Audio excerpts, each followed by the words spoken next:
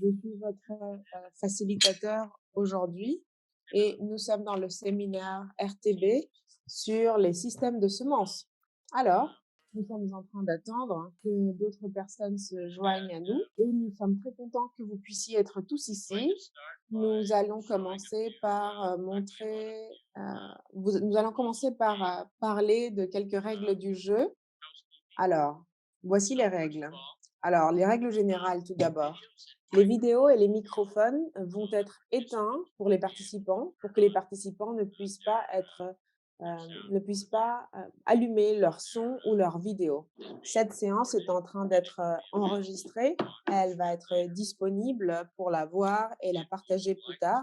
Si vous voulez faire un commentaire, utilisez la chat box et en bas de l'écran, vous allez voir un bouton Q&A qui veut dire questions-réponses.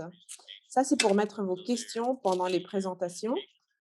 Alors, les présentations vont durer toutes 15 minutes et pendant ces 15 minutes, vous pouvez laisser vos questions dans la boîte questions-réponses et vos réponses seront, les panélistes répondront à vos questions à la fin de la séance. Vous avez aussi de la traduction ou de l'interprétariat simultané de l'anglais à l'espagnol et de l'anglais au français. Donc, utilisez le bouton qui est en bas de l'écran pour choisir la langue de votre préférence. D'accord? Est-ce qu'on peut passer à la prochaine diapositive, s'il vous plaît? Très bien.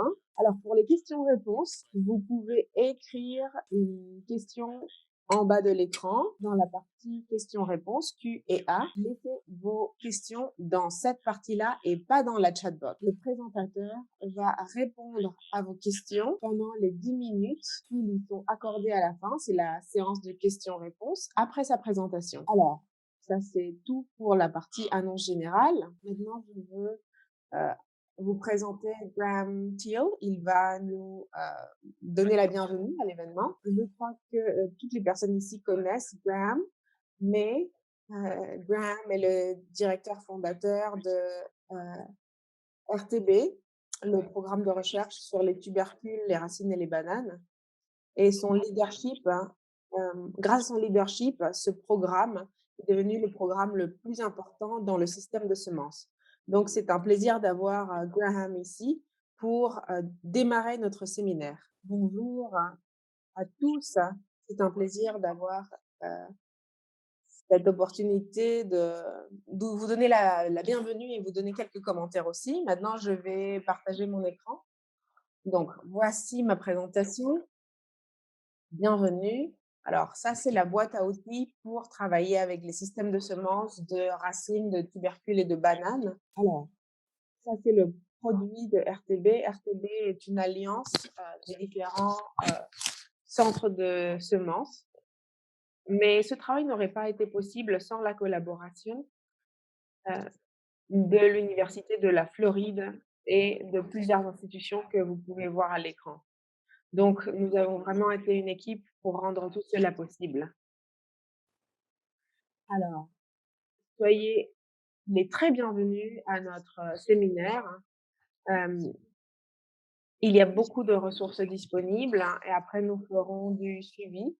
C'est le début ou en tout cas un point de notre parcours dans les systèmes RTB, dans les systèmes de semences RTB. Je veux juste vous rappeler quelque chose.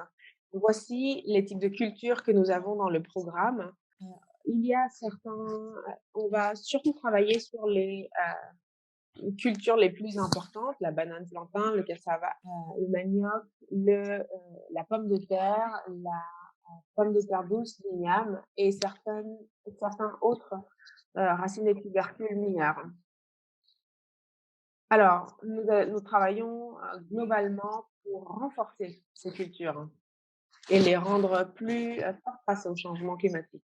Alors, pourquoi les racines, les tubercules et les bananes? Qu'est-ce que ces cultures ont en commun?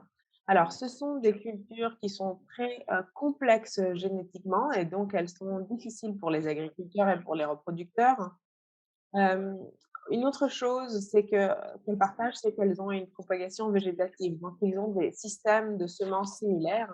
Ce sont des semences plus volumineuses. Elles sont facilement périssables, hein, très volumineuses et il y a, des options de chaînes, post-récolte et donc je crois qu'on a une opportunité d'avoir de comprendre des choses de façon croisée sur ces cultures et voici les je vais vous présenter les œufs d'or. Les œufs d'or, sont une série d'actifs que nous avons, travaillés, que nous avons développés comme, résultat des collaborations et heu, les œufs d'or, ont différentes zones d'action dans le CJR et par exemple, ici, on peut parler d'innovation génétique, mais on peut parler aussi de systèmes agriculturels, résilients. Vous pouvez apprendre plus sur la boîte à outils si vous allez, au site web qui est indiqué en bas de la diapositive et nous sommes, très fiers de cette boîte à outils parce que, c'est super aussi de pouvoir l'inclure dans notre webinaire et dans notre cours. Si vous allez à la page web, du RTB, des RTB, vous allez pouvoir, trouver la boîte à outils, de quoi elle parle. Vous aurez ici la description, quels sont les collaborateurs et vous pouvez aussi accéder ici à, la le guide pour l'usager et donc c'est avec, cette, page d'introduction que vous allez pouvoir accéder à toute l'information de base. Nous sommes en train d'avancer à One CGAR ou un GCRAI et nous voulons, traduire ce que nous savons dans des produits de développement qui impactent les systèmes de semences. Donc c'est très important de pouvoir, pardon, la semence est le point d'interaction des GCRAI et donc c'est à travers des semences qu'on peut vraiment obtenir des produits de développement et qu'on peut, renforcer les agriculteurs et leurs reproducteurs. Mais il faut que l'on transforme les capacités, il faut qu'on agrandisse les capacités. Alors nous allons construire la collaboration pendant les, mois prochains et ici nous allons, utiliser Context que vous voyez à l'écran. Vous voyez aussi à l'écran un projet au Nigeria et donc nous allons pouvoir avoir une collaboration avec Context qui est, un acteur important ici avec nous et bien sûr, ici nous avons les principaux donneurs. Les principaux donneurs ou donateurs, hein, sont, le Royaume-Uni, les Australiens, les Suisses, les Américains et la fondation Bill and Melinda Gates. Ce sont tous ces donateurs qui rendent ceci possible. Donc je crois que mon introduction rapide est finie et maintenant je vous souhaite un cours, très, agréable et j'espère que les matériaux vous seront très utiles dans le travail que vous faites. Merci beaucoup, c'est un privilège d'avoir eu ce temps avec vous. Je crois que c'est à moi, Jeff, et nous allons avoir une vidéo. Oui, c'est à toi, Margaret. J'allais te présenter, en fait. Bon, ben vas-y, présente-moi. D'accord, donc maintenant, nous allons avoir Margaret McKeown. Elle est scientifique sociale. Elle est aussi une scientifique senior au CIP. Elle est basée au Kenya et elle est aussi une des leaders de la boîte à outils de semences. Donc, nous sommes très heureux, très privilégiés de l'avoir ici avec nous et Margaret va nous donner une introduction. Merci beaucoup, Jeff. Viviane, on va mettre la vidéo et après je vais partager mon écran. One third of calories in low-income countries are met through root, tuber, and banana crops such as potato, sweet potato, Les yam. cultures RTB représentent un tiers des aliments consommés dans certains pays. Ils sont très importants pour la sécurité alimentaire des pauvres. Ce type de culture partage certaines caractéristiques. Donc, les systèmes de ces cultures sont complexes. C'est difficile d'adopter de nouvelles variétés, donc les reproducteurs créent des nouvelles variétés qui soient plus résistants à la sécheresse, à la chaleur. Et donc, les agriculteurs ont besoin d'avoir des semences de qualité et de nouvelles variétés. Une série de scientifiques de différents horizons ont travaillé ensemble pour créer la toolbox ou la boîte à outils pour les cultures RTB, racines, tubercules et bananes. Et donc, cette boîte à outils est en train de créer différents outils pour que les reproducteurs et les agriculteurs puissent avoir des méthodes qui travaillent ensemble pour améliorer les systèmes de semences. Il y a 11 outils dans la boîte à outils que les agriculteurs, les reproducteurs, les ONG et autres acteurs peuvent utiliser pour comprendre et améliorer les systèmes de semences. Vous pouvez vous joindre à une opportunité de formation avec des institutions partenaires en Afrique, en Amérique latine et en Asie. Alors, investissons dans ceci pour que nous créions une approche systématique pour l'amélioration des systèmes de semences. Vous pouvez trouver plus d'informations sur l'adresse à l'écran toolsforseedsystems.org. Great. Super. Maintenant, je vais partager mon écran avec vous. Alors, comme Graham et Jeff l'ont dit, je suis moi aussi vraiment contente, très heureuse que l'on puisse commencer cette séance de formation. Et comme l'a dit la vidéo sur la boîte à outils, c'est la première d'une série de formations qui vont être concentrées sur différents continents.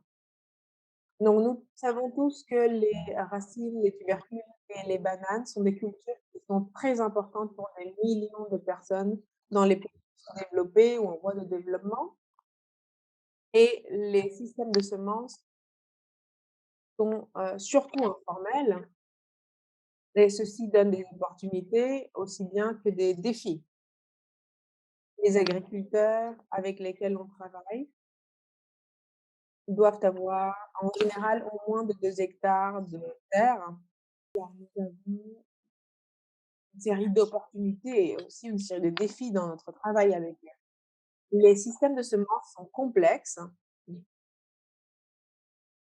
Il il faut avoir pour les comprendre, il faut avoir des compétences d'agronomie, d'économie, de politique, de reproduction de plantes, de pathologie, de botanique, de sciences sociales et même de genre.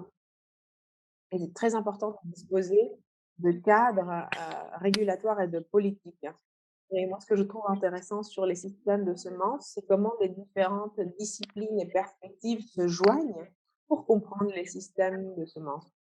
Et dans le groupe RTB, nous travaillons de façon interdisciplinaire et et ça, c'est quelque chose que nous sommes en train d'apprendre au fil du temps. Et c'est quelque chose que nous avons appris en appliquant nos outils. Nous apprenons avec différentes disciplines. Au fil des années, nous avons développé cette boîte à outils avec une série d'outils et l'idée, c'est d'identifier les brèches les plus importantes. Nous avons écrit sur ces brèches dans un article scientifique sur l'agriculture de façon récente et ces brèches sont liées à comment on obtient une semence de qualité pour différents types d'agriculteurs, dans différents contextes et pour différentes cultures. Il n'y a pas une façon de faire cela, il n'y a pas une façon unique de faire cela et donc c'est un défi continuel pour tout le monde. Nous sommes en train, d'identifier les caractéristiques préférées pour certains types de récoltes et endroits et sans les, chemins corrects, nous n'allons pas pouvoir établir les semences préférées ou les semences idéales. Alors, ce type de culture ont beaucoup de pestes et beaucoup de maladies. Ça, c'est un autre défi que nous avons identifié et nous essayons de répondre à la question ou à la problème de au problème de comment est-ce qu'on peut améliorer la santé de la semence pour réduire, la diffusion de la maladie. Comprendre les chemins de la semence, c'est essentiel, c'est crucial pour comprendre comment travaillent les agriculteurs.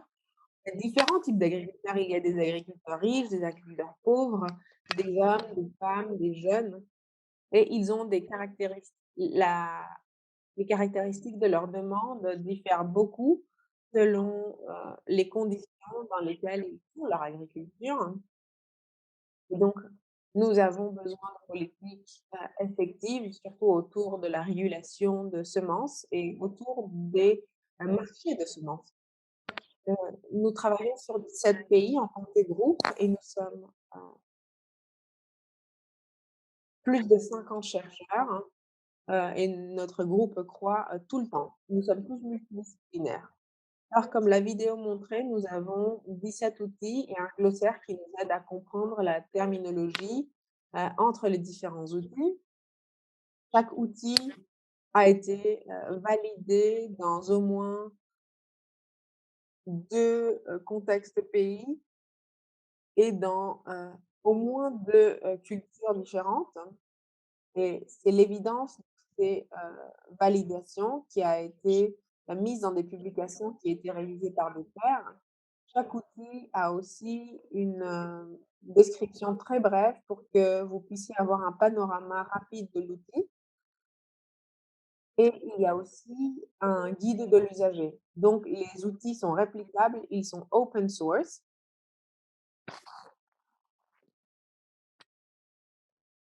Lorsque nous introduisons la boîte à outils, on se demande comment est-ce qu'on travaille avec ces outils, par où est-ce qu'on commence, comment est-ce qu'on fait ceci, comment est-ce qu'on fait cela.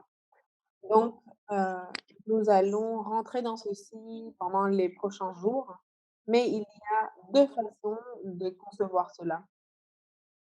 Alors, il y a une façon d'entrer, c'est par la chaîne de valeur et l'autre, c'est par le, cycle de projet. Donc ici, nous avons une entrée à travers de la chaîne de valeur. Ce que nous avons ainsi ici, c'est le cadre multipartie intéressé. Nous avons ensuite l'analyse du réseau d'impact, le suivi de semences, les approches et les modèles de, santé de la semence, de façon intégrée. Nous avons ensuite le suivi, de semences, hem puis nous avons en numéro 6 les études de cas exploratoires les études de cas exploratoires, petite n. Nous allons présenter la méthode A4 carré ou Foursquare, l'analyse de moyens et de fins et aussi les enchères expérimentales. Le numéro 10, c'est, l'analyse du cadre régulatoire des semences et le numéro 11, c'est, une, génération, heu, durable, heu, pour un, outil d'analyse de business de semences. Et finalement, nous avons au numéro 12 le glossaire lié aux racines, aux tubercules et aux bananes en termes de leur système de semences. Donc dans la partie centrale de la diapositive, ce que vous avez, c'est, les ressources génétiques des plantes, la reproduction, des semences de génération précoce, la multiplication décentralisée et les marchés et les consommateurs. Par rapport au numéro 11 que nous avons, mentionné avant, qui dépend du contexte et nous avons aussi un outil de business pour, le cassava ou le manioc et nous allons apprendre plus sur ceci. Alors ça, c'est une façon de penser comment est-ce qu'on, commence à analyser comment, fonctionne le système de semences en fonction du pays ou en fonction de notre contexte institutionnel. Donc c'est en fonction de ça. Lorsque nous avons utilisé maintenant nous sommes en train d'aller vers d'autres cultures et voici pourquoi nous sommes si contents de voir des collègues qui viennent d'autres types de systèmes de semences. En ce moment, nous couvrons 10 cultures, y compris par exemple certaines céréales, certaines espèces forestières, hein, la mangue, etc. Donc, ces cultures couvrent 26 pays et il y a eu 76 applications jusqu'aujourd'hui. Donc, nous voyons la boîte à outils comme quelque chose qui a commencé avec les cultures RTB, mais c'est définitivement vrai que ces outils peuvent être adaptés pour d'autres cultures. Alors maintenant, nous sommes dans la première étape de notre programme de formation. Il y a 3 étapes. Il y a 3 jours, hein, où les différents développeurs d'outils vont présenter les outils et nous espérons que nous allons avoir beaucoup de, commentaires et suggestions et questions. Ensuite, nous allons avoir, 4 équipes pays qui vont utiliser, hem, ces outils dans leur contexte pays et qui vont poser des questions. Ça va avoir lieu entre août et septembre. Et finalement, en octobre, nous allons avoir un atelier de fermeture ou de clôture où nous allons vous inviter tous pour savoir qu'est-ce qui s'est passé dans les pays, quels ont été les résultats, heu, comment est-ce qu'ils peuvent être utilisés, pour, concevoir des meilleures introductions de semences. Donc nous sommes vraiment heureux d'être à cette, étape maintenant de construction de capacité où nous allons avancer vers la transition de One CGAR ou un GCRAI. Nous savons quelles sont les brèches, nous les avons identifiées et nous allons continuer à y répondre. Ce sont des brèches de connaissances. Et nous voulons aussi donner notre soutien aux projets qui existent, mais nous voulons aussi donner notre soutien à la mise en place de projets nouveaux. Donc merci beaucoup de la part de Connie, Margaret, donc moi-même et de Jorge. Heu, Nous avons essayé de soutenir la communauté de pratique autour des systèmes de semences et n'oubliez pas d'aller voir la boîte à outils, c'est disponible sur le site web et c'est là que vous allez trouver toutes les informations. Merci beaucoup. C'est Jorge Andrade Piedra, il est expert dans les maladies de la pomme de terre, il est basé au CIP à Lima, CIP. Jorge va nous parler de du cadre de parties intéressées. Bonjour, je suis Jorge Andrade Piedra et je vais vous présenter le cadre de multiparties intéressées pour les interventions dans les systèmes de semences RTB. J'ai travaillé avec Jeff Bentley pour cela. Donc ça, c'est une des méthodologies. Et le travail pour développer cette méthodologie a été fait sous le CJR et son programme de RTB. Alors, on va commencer avec l'objectif du cadre multipartie intéressée. L'idée, c'est d'aider à comprendre les systèmes de semences avant ou après l'intervention. L'autre but, c'est d'améliorer les interventions des systèmes de semences avec des interventions pour de meilleures conceptions, des meilleurs designs et des meilleures analyses des interventions de systèmes de semences. Il faut identifier les parties intéressées, comprendre les pannes de coordination, là où les choses vont mal, tournent mal et comment les éviter. Il faut aussi comprendre les cul-de-sac. Et finalement, ce cadre est utile pour faire une évaluation rapide de la sécurité de la semence. Par exemple, la disponibilité de la semence, la santé de la semence, etc. Donc, quel est le niveau? Le niveau de cet outil, c'est le système de semences en entier.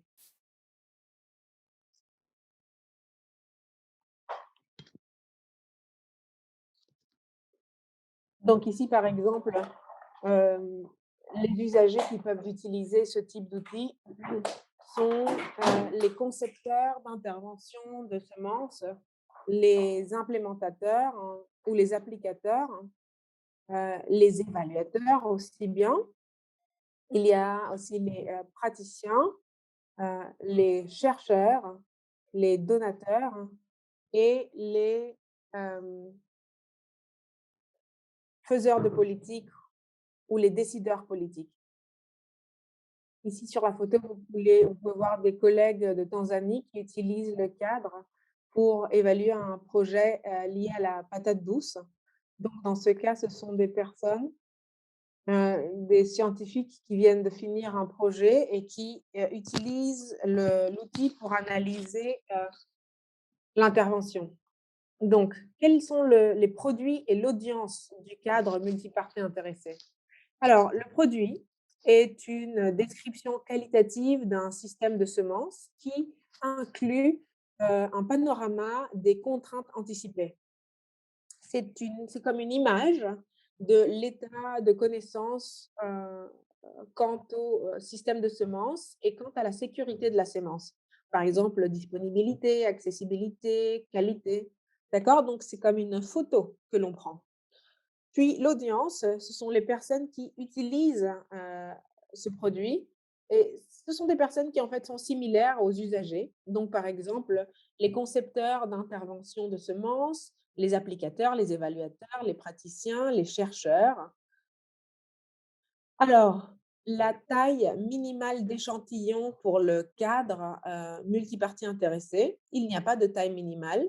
Heu, vous devez pouvoir, interviewer, et participer avec, vous pouvez inclure autant de parties intéressées que possible, en fonction de votre temps et de votre budget. La photo, c'est un atelier en Équateur avec, 7 personnes. Donc ça dépend vraiment de votre budget et du temps que vous avez disponible, mais c'est bien de consulter autant de parties intéressées, que possible.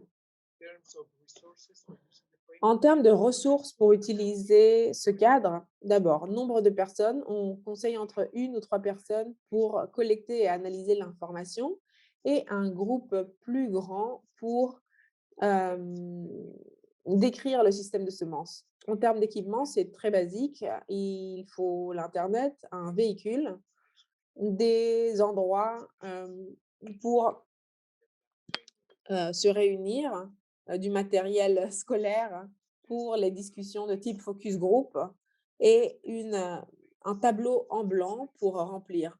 Alors l'expertise qu'il faut pour utiliser ce cadre, c'est des sciences biophysiques, des sciences sociales, heu, de préférence aussi de l'expertise liée au genre.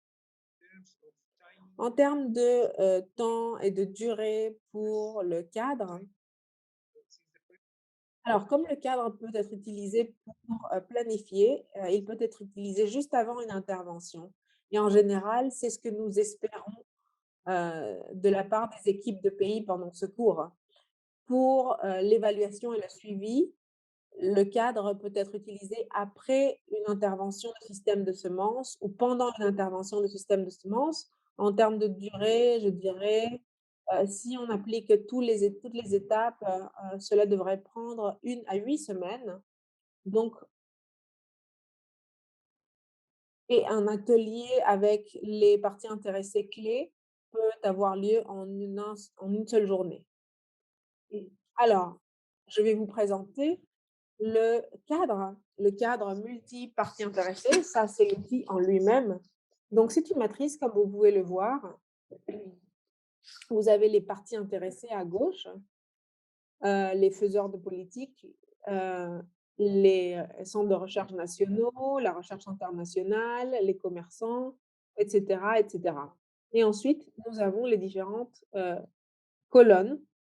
Nous avons la disponibilité et l'offre de semences. Ensuite, nous avons l'accessibilité. Il y a 3 catégories, 3 sous-catégories.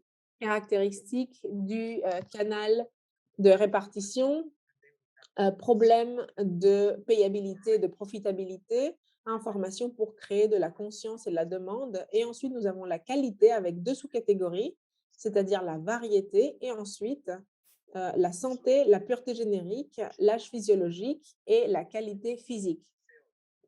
Donc à chaque fois que les catégories se croisent, elles forment une cellule qui peut être remplie par l'équipe pour définir le rôle de chaque, partie intéressée concernant, heu, chaque aspect de la semence, chaque brèche d'information ou chaque, cul-de-sac. Donc, voici les étapes pour utiliser le cadre. L'étape numéro 1, c'est d'identifier les parties intéressées et analyser le contexte avec une révision de la littérature et des visites de terrain. Ça, je crois que c'est très important pour avoir, une révision exhaustive de ce qui existe dans une région. Et l'idée aussi, c'est d'identifier les parties intéressées et d'avoir une idée de ce qui se passe dans le système de semences. Ensuite, nous pouvons utiliser plusieurs, méthodologies dans l'étape 2. Par exemple, entretien semi-structuré, discussion de type focus group, atelier avec les parties intéressées. Donc par exemple, dans le cas, d'un entretien, nous allons devoir, définir le lieu, les personnes qui vont venir et cetera. Puis nous avons l'étape 3. Dans ces méthodologies, nous avons besoin de travailler toujours avec la matrice du cadre. Donc nous allons, dessiner, la matrice et nous allons définir le rôle de chaque partie intéressée pour chaque fonction. Donc par exemple, quel est le rôle du décideur politique en quant à la disponibilité de la semence?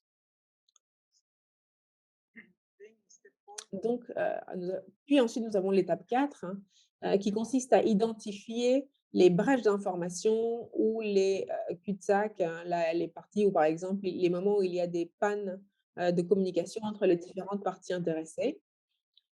Alors l'étape 5, c'est l'analyse des données, heu, dans en utilisant, la révision de littérature, les entretiens et aussi les séances d'ateliers.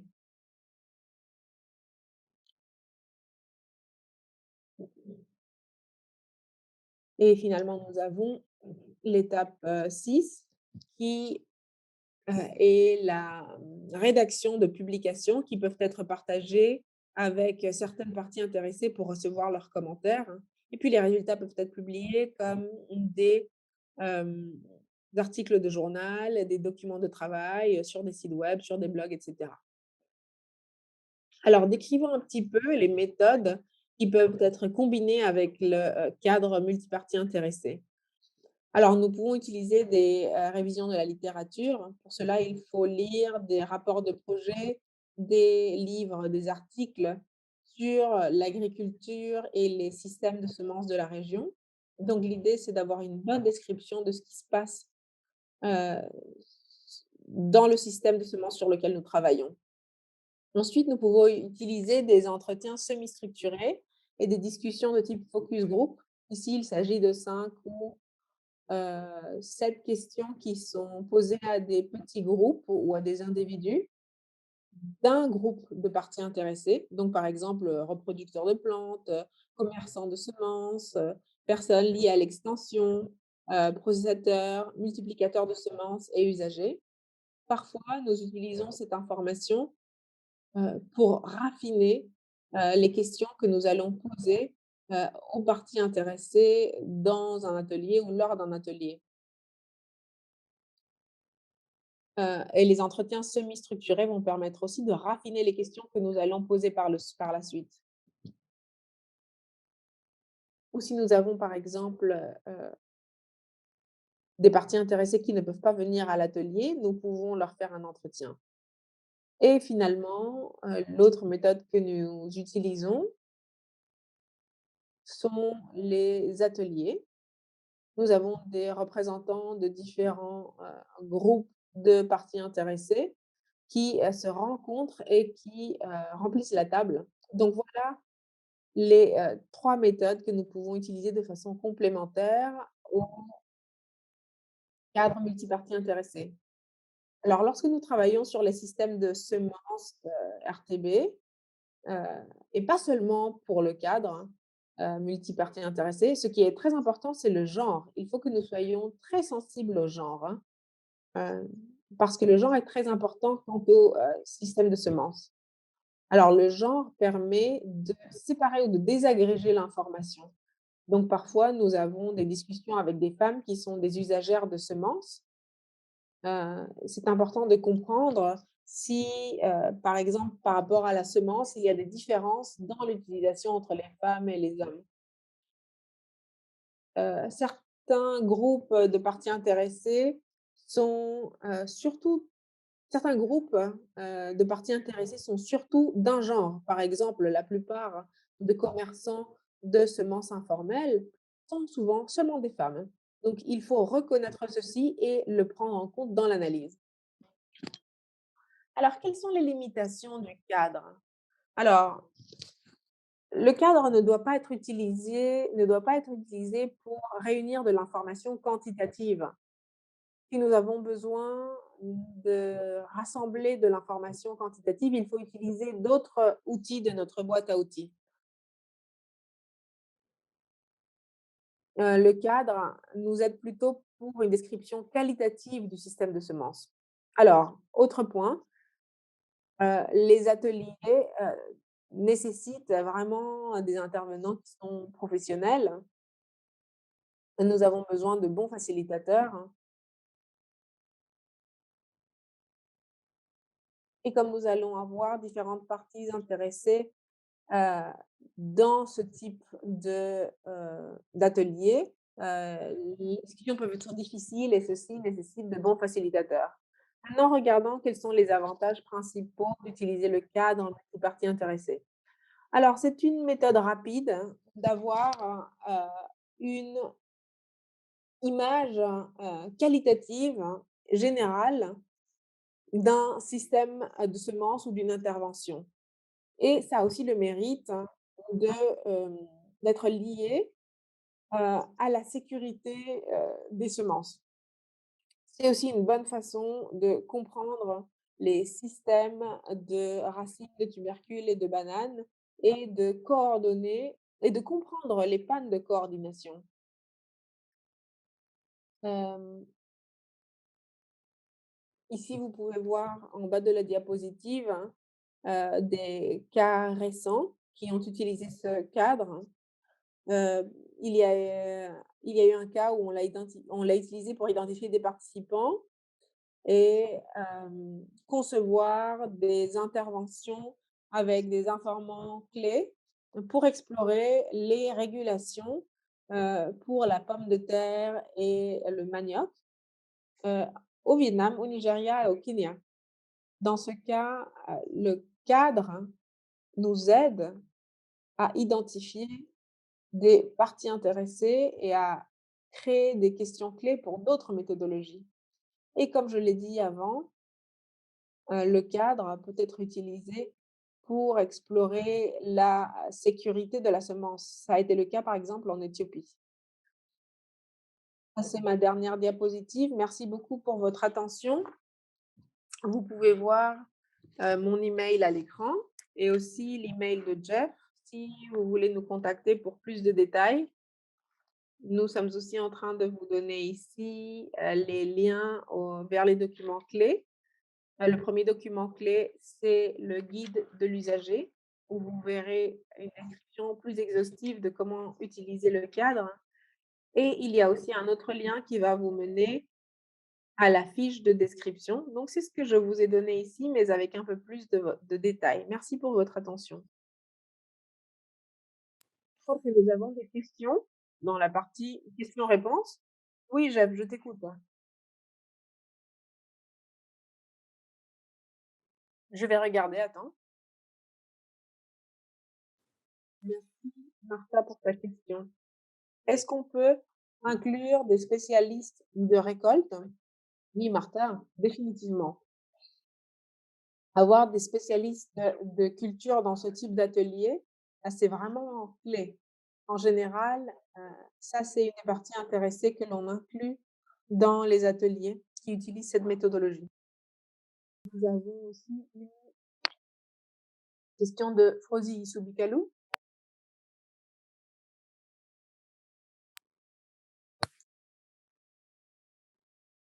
Est-ce qu'un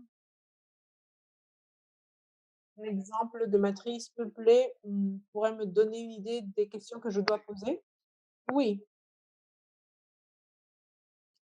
tu peux utiliser le lien que nous avons fourni pour, télécharger le cadre et pour télécharger le document que j'ai décrit dans ma présentation et là, tu pourras voir des exemples de, heu, matrices avec de l'information.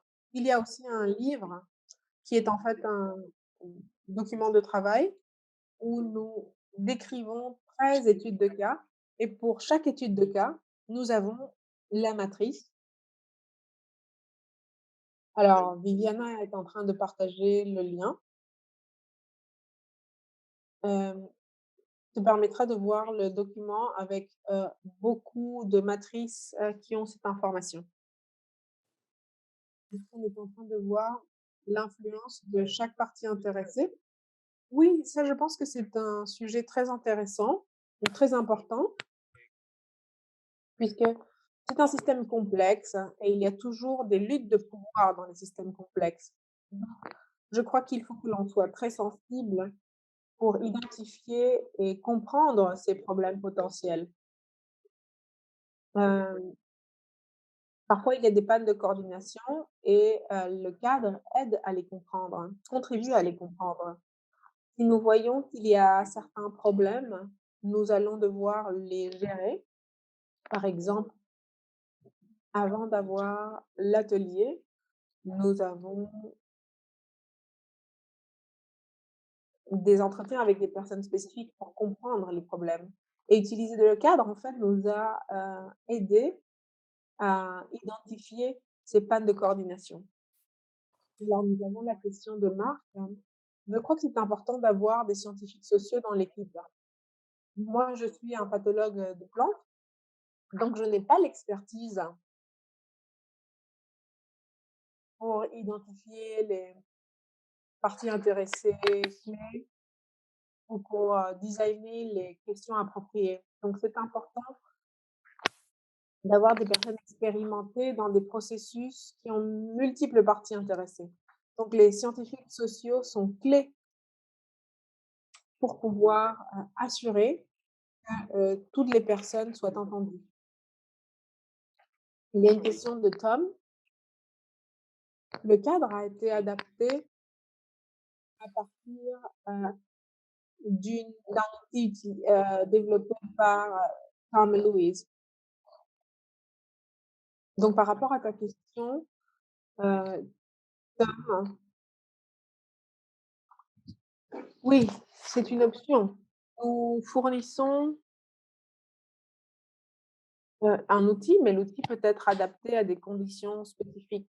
Donc si nous devons utiliser une autre colonne ou parler ou ajouter une partie intéressée supplémentaire, c'est possible et en général, nous encourageons les personnes à adapter les outils à leur contexte, seulement à un certain niveau. Parce que si l'on modifie trop l'outil, alors dans ce cas-là, on on va avoir des problèmes.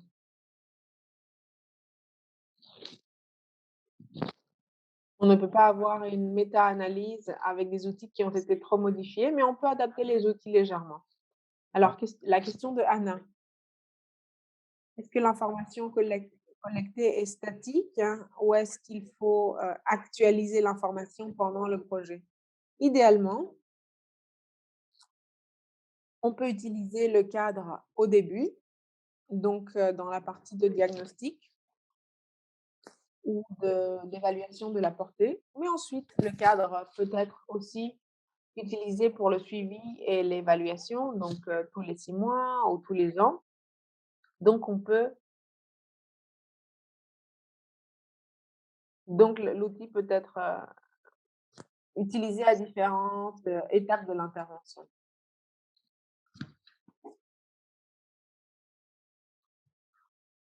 Donc nous avons ici une question sur la rigueur, hein. Je pense que c'est une très bonne question. Dans le cas lorsque nous avons adapté cet outil, nous avons, publié, hem, notre article dans un journal, évalués par des pairs. Et vous allez voir cette semaine que le cadre peut être utilisé en combinaison avec d'autres outils, mais je crois que le résultat que nous obtenons en utilisant le cadre peut être utilisé, dans des journaux, révisés par des pairs. Je crois que nous avons épuisé le temps. Nous avons 1 minute pour répondre à d'autres questions. Alors David, est-ce que cet outil peut être adapté à d'autres cultures? Oui, David, c'est parfaitement possible. Alors nous pouvons utiliser le cadre pour les graines, pour les cultures de forêt. D'ailleurs, nous avons, déjà fait cette expérience avec d'autres cultures et donc avec ceci, merci beaucoup Jorge, d'excellente présentation. Merci collègues. Maintenant nous allons avancer. Notre prochain présentateur est, Connie McKinders. Elle est professeure associée à Knowledge, Technology and Information Group à Groningen, à l'université de Groningen. Elle est connue pour sa recherche sur les agriculteurs et les systèmes de semences. Et Connie va parler du de l'étude de cas exploratoire en petite N. Bonjour à tous, je vais vous présenter, heu, un des outils de la boîte à outils RTB. Cet outil s'appelle l'étude de cas exploratoire en petite N, pardon. C'est quelque chose que nous avons adapté pour les systèmes de semences. Alors, l'objectif, c'est de pouvoir comprendre et diagnostiquer les systèmes de semences des agriculteurs, qui sont une, partie de la diapositive que vous avez déjà vue avant. J'ai mis un cercle noir autour de la partie, donc c'est cette partie de la chaîne de valeur dont nous allons parler, la partie qui est entourée d'un cercle noir. L'idée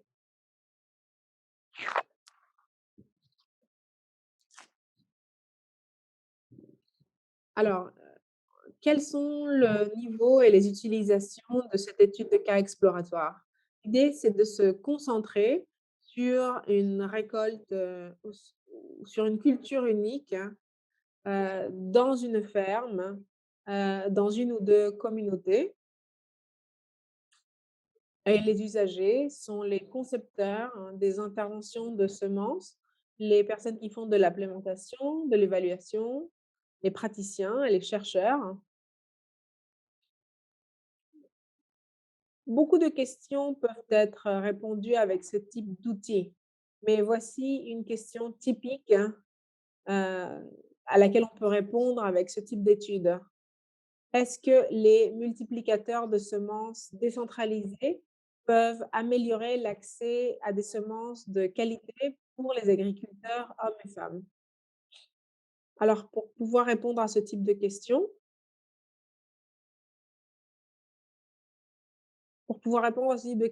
nous avons, heu, ces informations nous devons voir ces informations clés. Le nombre de variétés que les agriculteurs, utilisent, quels sont les types de variétés, est-ce qu'elles sont améliorées ou est-ce qu'elles sont locales? Quelle est l'utilisation de la semence? Est-ce que c'est une semence qu'ils ont gardée eux-mêmes? Est-ce que, ces semences viennent de sources qui sont en dehors de l'exploitation agricole?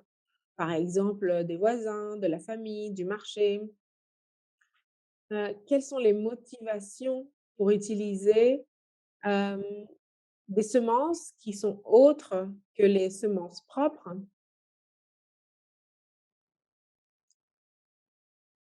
Comment est-ce que les personnes achètent les semences, en dehors de leur exploitation agricole? Alors, le genre,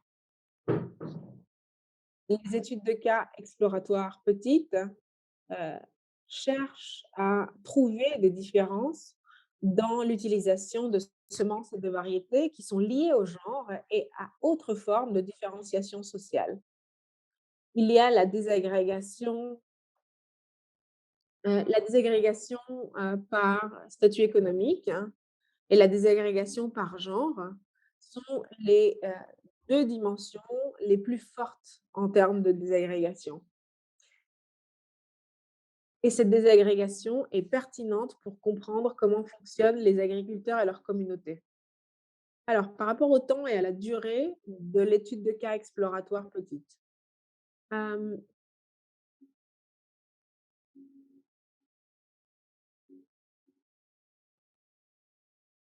alors, cet outil est très utile pour la phase de diagnostic. Donc, par exemple, après avoir appliqué un cadre multiparties intéressées, avant de concevoir des interventions, ou avant une étude plus profonde ou plus large qui va prendre beaucoup plus de temps. Vous pouvez aussi voir un cercle, à gauche du cycle de projet. Je vais revenir sur cette partie et par rapport à la durée, moi, j'ai une règle de base qui est d'1 semaine par village. Il faut, adapter le reste à ceci. Donc, par exemple, le nombre d'équipes dont vous avez besoin, les tailles des équipes, les questions, la longueur des questions. Alors, le produit et l'audience. Alors, le produit, c'est une description de la, variété utilisée de façon actuelle, les, sources de semences et les pratiques d'acquisition de semences, de la part des agriculteurs dans les études, dans les communautés étudiées. Donc il y a une caractérisation d'une ou de plus de, systèmes de semences dans une communauté. Et pour l'audience, c'est comme pour les usagers, c'est les concepteurs d'intervention de semences, les applicateurs et cetera. Alors, par rapport à l'échantillonnage, donc ici, on parle de quelque chose d'exploratoire et pas de représentatif. Donc, on travaille avec, des, petites tailles, donc 2 à 3 communautés. Il y a un minimum de 12 à 15 agriculteurs par catégorie et les agriculteurs peuvent inclure, des agriculteurs, aisés, des agriculteurs à revenus intermédiaires et aussi des agriculteurs pauvres. On peut aussi, avoir des hommes et des femmes, hein, parce que le genre est une catégorie avec laquelle on travaille fréquemment. Donc on a entre 45, 60, 90 agriculteurs à interviewer. Alors quelles sont les ressources nécessaires? Donc il y a une semaine de, collecter les données. Un entretien, c'est 1 heure et demie, donc 2 heures par entretien. Donc 1 ou 2 personnes forment une équipe. En termes d'équipement, vous avez besoin de transport, d'un stylo et de papier, tout simplement. Et en termes d'expertise, vous avez besoin de connaissances de base, socio-économiques et agroécologiques, heu, quant aux semences et aux variétés. Et c'est très important que les personnes, qui participent, ou les personnes qui conduisent, l'étude aient des, capacités ou des habiletés d'entretien et une utilisation de base d'Excel. Alors, quelles sont les pas à suivre ou les étapes à suivre? Alors, nous avons tout d'abord l'étape numéro 1 qui est d'identifier les communautés représentatives qui vont être caractérisées. Il faut, développer un questionnaire et des questions, d'entretien. Ce sont 1,5 heures. Il s'agit d'entretiens qui durent 1 heure et demie et il faut préparer aussi, la fiche Excel pour, entrer les données. Alors l'étape 3, c'est de définir un plan de sélection d'agriculteurs. Il y a 12 ou 15 agriculteurs dans chaque communauté. Il faut pouvoir justifier et expliquer les données. Alors étape 4, tester un questionnaire en le validant, sur le terrain et en l'éditant pour plus de clarté, pour plus de pertinence. Alors, étape 5, des voyages de collection ou de collection de données. L'étape 6, c'est, l'entrée de données sur Excel ou dans un logiciel similaire et puis l'analyse de données. Vous pouvez trouver des études, d'exemples sur l'adresse que je vous ai mise sur la diapositive et ici, vous allez pouvoir contraster, les différentes études, qui ont eu lieu dans différents contextes, avec différentes semences, avec différents types d'agriculteurs. Alors les méthodes qui peuvent être combinées avec l'étude de cas exploratoire sont, le cadre, multi-parties intéressées, la méthode à 4 carrés ou à 4 cadrans et aussi les révisions de littérature, les entretiens avec des informants clés, l'observation, comme une méthode d'étude, combinée qui est qualitative et quantitative à la fois. Alors, quelles sont les limitations, des études de cas exploratoires? Alors, les études de cas exploratoires, ne sont pas faites pour des études d'impact et elles ne sont pas, créées pour, travailler avec des exemples, avec des échantillons représentatifs, puisqu'elles sont exploratoires justement. Et dans les contextes très variables ou lorsqu'une situation peut varier fortement entre les agriculteurs et les communautés, il peut être difficile de voir, une image cohérente. Ça a été le cas, par exemple, pour les études du manioc au Nigeria et nous n'avons pas pu voir une image cohérente. Si vous êtes dans une situation de ce type, hein, vous allez devoir creuser plus profondément avec les agriculteurs pour comprendre leur situation.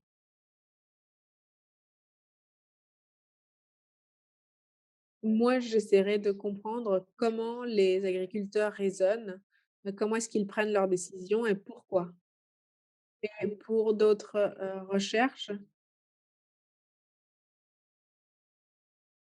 c'est plus important que les, chiffres racontent l'histoire. Et quels sont les avantages principaux de l'étude de cas exploratoire? Alors d'abord, le budget, nécessaire n'est pas très grand. On ne requiert pas non plus des capacités extraordinaires. Je suis certaine que certains d'entre vous, ont toutes les capacités, pour pouvoir mener ce type d'études. Un autre point positif, c'est que les données sont disponibles, assez rapidement puisqu'on travaille avec un nombre, d'interviewés assez restreint et finalement un autre point positif, c'est qu'il, donne, l'opportunité à un groupe ou une équipe de recherche de se familiariser avec les systèmes de semences de la communauté sélectionnée. Donc c'est une expérience de recherche vraiment une expérience d'apprentissage vraiment pertinente. Donc voilà, pour ma présentation.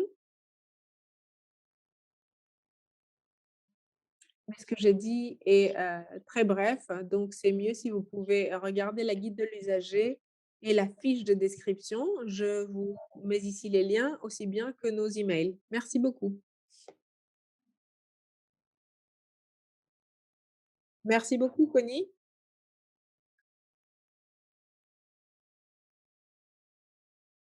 Nous avons des questions? Ou est-ce que tu veux clarifier quelque chose avant les questions? Oui, c'est horrible de s'entendre, hein, quand on s'est enregistré pour une présentation, c'est horrible.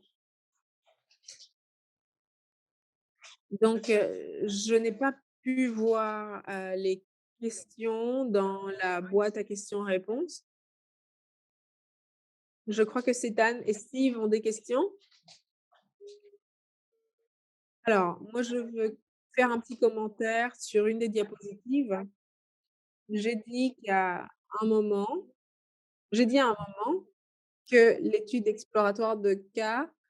cas exploratoire n'est pas représentative. Ce que j'essaie de dire, c'est quelque chose de particulier, donc je vais, prendre, un moment pour l'expliquer. Alors, Je dis étude de cas qui est représentative parce que nous faisons ces catégories et parce que nous avons des catégories pertinentes, heu, qui s'assurent que tout le monde est, inclus, surtout les femmes. Cependant, nous pouvons avoir un problème avec la représentativité si on ne sait pas quelle est la proportion de femmes dans la population totale. Avec les femmes et avec les hommes, en général, ce n'est pas le problème le plus grand parce que c'est 50-50, ça a tendance à être 50-50 s'il n'y a pas trop d'effet de migration. Mais lorsqu'on parle, par exemple, des catégories riches ou pauvres et on ne sait pas, combien d'agriculteurs appartiennent à chaque catégorie, alors ça va être difficile d'avoir un effet moyen ou un nombre moyen de variétés à enquêter ou investiguer. Ça, c'était très court, mais je ne sais pas si ça a été, clair et maintenant nous pouvons passer aux questions-réponses qui me donneront peut-être l'occasion de, m'expliquer plus en détail. Alors la première question, alors, est-ce que l'étude de cas exploratoire est différente d'une enquête normale qui utilise aussi, des questionnaires? Non, merci pour la question, mais non, c'est une enquête tout simplement. Ce que nous voulons, ce sur quoi nous voulons mettre l'emphase, hein, lorsque nous l'avons appelée, étude de cas exploratoire petite n, c'est que on ne va pas enquêter 400 personnes, on ne va pas enquêter encore plus de personnes. On peut, travailler avec, des populations beaucoup plus restreintes et avec des catégories plus restreintes et ce n'est pas nécessaire de faire des tests plus avancés. Ce que l'on obtient, études de cas de ce type, ce sont des statistiques descriptives. C'est la possibilité de, décrire pour un certain groupe d'agriculteurs quelles sont les variétés et l'utilisation de semences. Et il y a, certains chercheurs qui sont très orientés quantitativement, donc ceci est, problématique, hein. Mais,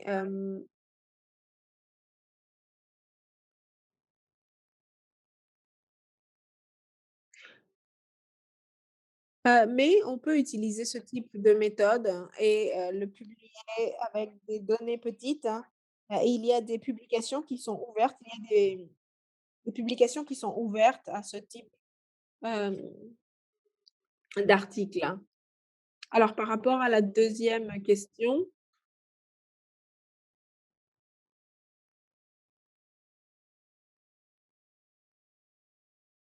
est-ce que tu as des suggestions sur comment on peut encourager et motiver, heu, des mentalités ouvertes lorsqu'il s'agit de faire des petites études ou des études avec des petits échantillons? Merci pour cette question, Steve. Je crois que c'est une question très importante parce que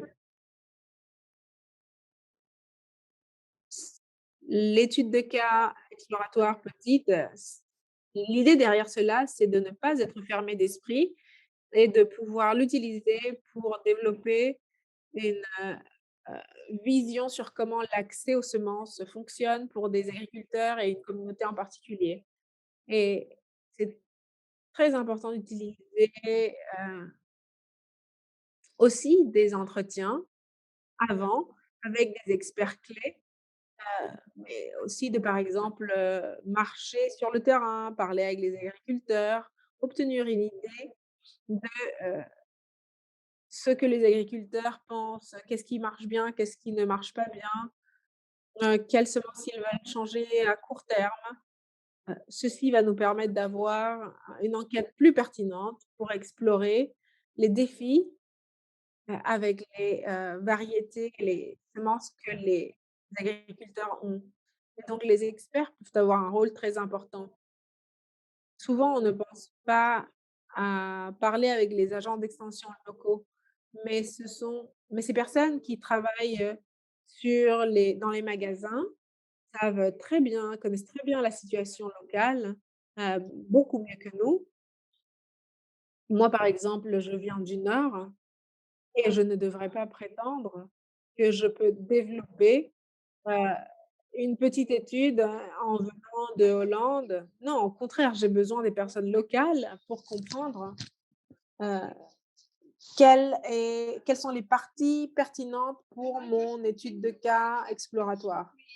Alors, si Jeff ne m'arrête pas, moi je vais continuer à parler, à parler. Vas-y. Qu'est-ce qui constitue une communauté à la lumière d'un système? Je ne suis pas très sûre, mmh, de ce que tu veux dire par système, mais la question sur la communauté est pertinente. La façon dont les communautés sont formées varie d'un lieu à un autre. Une communauté en Asie est quelque chose de complètement différent d'une communauté dans les Andes. Les communautés peuvent être dispersées, elles peuvent être confinées. Et ça, c'est une vraie question lorsque l'on définit notre type d'enquête, qu'est-ce qui constitue la communauté et le système. Il faut justement en parler avec les collaborateurs locaux. Si par exemple on parle du sourcing de semences et de comment ceci a lieu dans une communauté, il faut en effet pouvoir définir les communautés. Est-ce qu'on parle des agriculteurs et de leurs voisins ou est-ce qu'ils vont par exemple aller plus loin pour obtenir de la sémence? Donc ça, c'est des choses que nous allons pouvoir découvrir lorsque nous faisons des entretiens préalables. J'espère que ma réponse a pu t'aider, Basil. Bonjour Anna. Oui, je sais qui tu es. Alors, tu travailles au Ghana.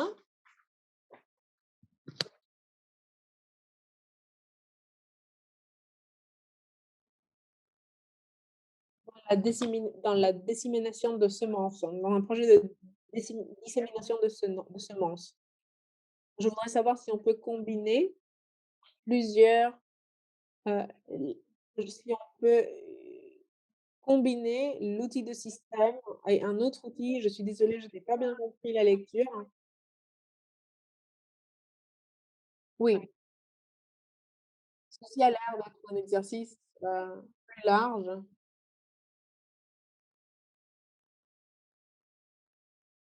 C'est important de trouver les moments dans les cycles de projet, savoir comment on va du petit au large et du large au petit. Lorsque je travaille avec des,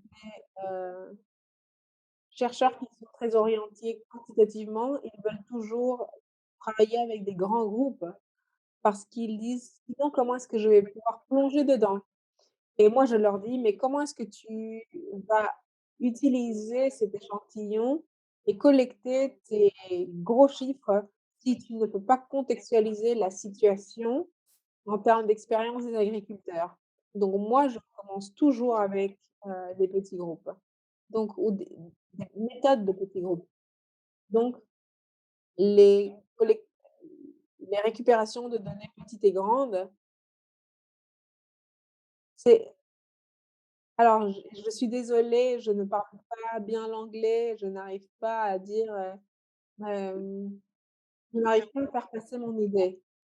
Ce que j'essaie de dire, c'est, qui doit venir premier, la petite ou, la grande, la première ou la grand le premier groupe, le petit ou le grand groupe de personnes interviewées?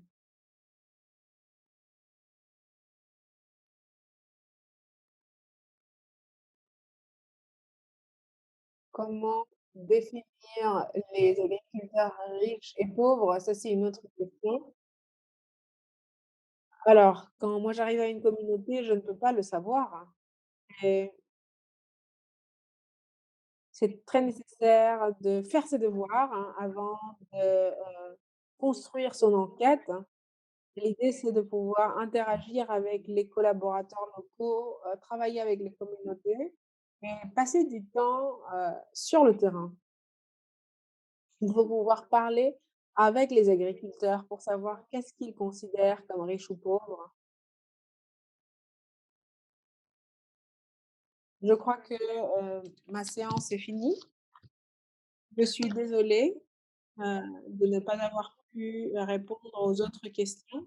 J'espère que les questions sont sauvegardées quelque part, pour que l'on puisse trouver une façon de répondre à ces questions et on va pouvoir mettre aussi vos questions sur le site web de notre boîte à outils. Merci à tous pour vos questions. Merci beaucoup, Connie, et merci à tous pour vos excellentes questions. Maintenant, nous allons écouter Fleur Kielwinger. Elle est doctorante à l'université de Wageningen. Elle est auteure de 2 des outils de notre boîte à outils et aujourd'hui, elle va nous parler de l'analyse de chaînes moyen-fin.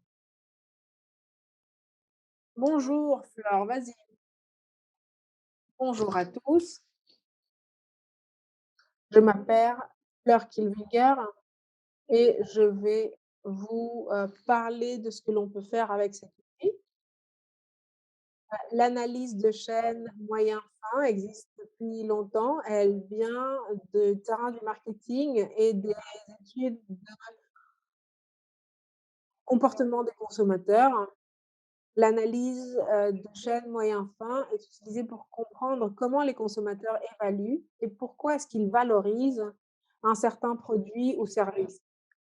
Donc ceci peut être intéressant pour nous aider à comprendre, les variétés améliorées, les sources, des semences et certaines pratiques de gestion. Alors, les, heu, quels sont le niveau et les utilisations de l'analyse, de la chaîne moyen-fin? Alors le niveau, c'est au niveau d'un foyer ou au niveau d'un agriculteur individuel et les usagers sont les chercheurs, les marketeurs, et cetera. Alors, quels sont les produits et l'audience, hein? Alors le produit, c'est un panorama de comment les consommateurs, c'est-à-dire les agriculteurs, évaluent un produit ou un service, hein, et pourquoi est-ce qu'ils, valorisent ce produit ou ce service, hein. Et ce qu'on obtient, c'est, heu, une carte de valeurs hiérarchique où, les réponses sont agrégées. Donc on comprend comment un certain groupe de personnes valorise, par exemple, la qualité d'un service. L'audience, c'est les chercheurs, les personnes du marketing, les développeurs de produits, c'est-à-dire les reproducteurs, les managers, c'est-à-dire les chefs de projet, et aussi les décideurs politiques. Alors l'échantillon minimal dépend de quelle technique on va utiliser. On a une technique d'échelonnement doux qui inclut 30 à 60 personnes et on a une technique d'échelonnement, fort, hein, qui, s'applique à 50 personnes ou plus, hein. Donc cette deuxième approche est plus exploratoire, heu et elle s'applique à des groupes plus grands.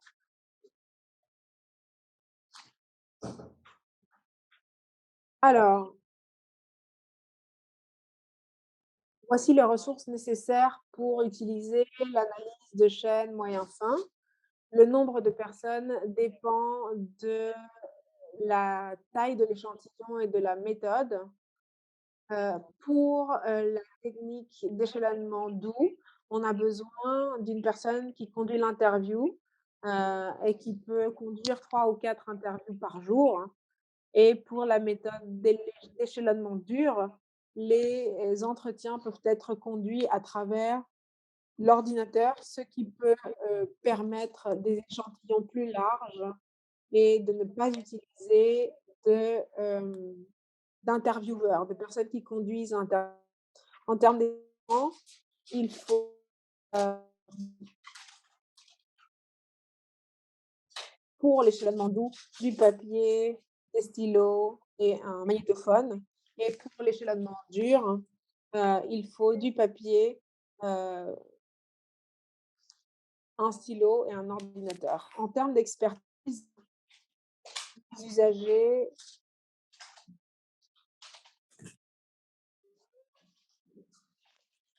heu, en termes d'expertise, indépendamment de la méthode, les usagers ont besoin d'être formés à l'analyse de chaînes moyen fin. Alors, par rapport au timing, ce n'est pas très important. Heu, on peut utiliser cet, outil pour, comprendre mieux les consommateurs, c'est-à-dire les agriculteurs, à n'importe quel moment. Alors, combien de temps est-ce que ça prend? Ça dépend de la taille de l'échantillon et de la méthode utilisée. Pour une approche d'échelonnement doux, il faut un chercheur, habile, hein, et qui peut faire 3 ou 4 entretiens par jour, hein, ce qui veut dire, 30 répondants à peu près, une dizaine de jours et 2 semaines de travail. Par contre, je n'ai pas inclus le temps de transport dans ce calcul. Pour une approche, d'échelonnement dur, c'est un peu plus rapide, surtout parce qu'on le fait par ordinateur.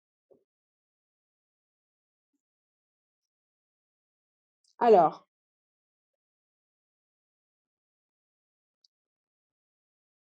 ça, c'est les étapes pour utiliser l'analyse, de chaîne moyen fin. L'étape numéro 1, c'est de développer, avec soin une conception de recherche qui va, heu, répondre à votre question de recherche. Ceci inclut l'échantillonnage, la sélection de, la technique d'incitation et la sélection de la technique d'échelonnement. L'étape numéro 2, c'est de, préparer, le matériel.